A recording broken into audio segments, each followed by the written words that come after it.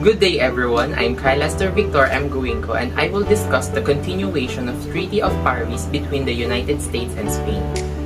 In Article 9, it discusses the choices made regarding territorial disputes, the exclusion of civil rights, and the employment sector. It is reported that the Spanish subjects and other foreigners who currently reside on Spanish land will cede or give up their control. When they decide to stay, you still have the ability to sell or otherwise dispose of your property, and you still have the right to practice your profession in the sector of business in which you are employed. Yet you are also bound by the laws that are in the place. You must submit to the court with 1 year record of your declaration of keeping your allegiance after you swear allegiance to the Spanish crown. If not, you will be expelled from the area.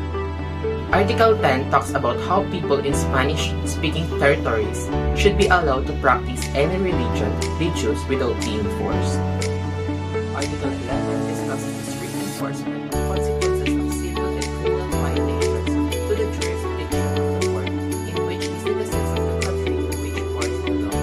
All past, current, and future laws should be followed. The proceedings described in Article 12 while Spain relinquishes its sovereignty should be governed by the following 3 principles.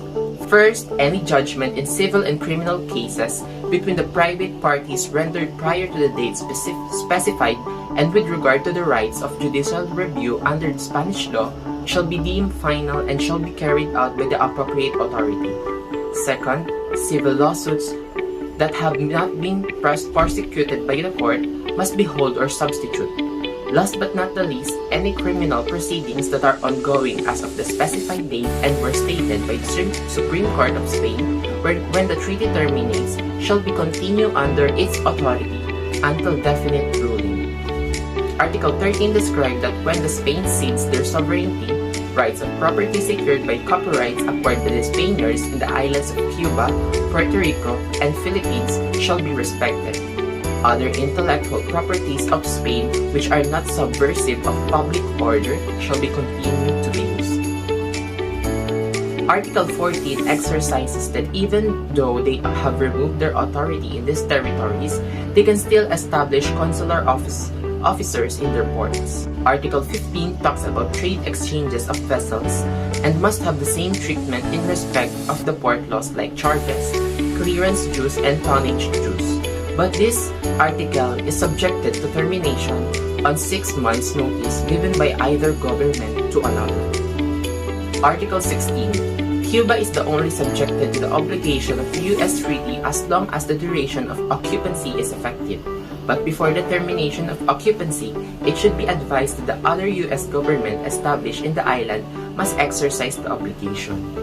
Article number 17, it is the proof that the treaty of 2 parties shall be ratified, consented, clear and concise, and must be exchanged 6 months or earlier. This treaty is sealed and have duplicate copy in Paris in December 10, 1898. Conclusion.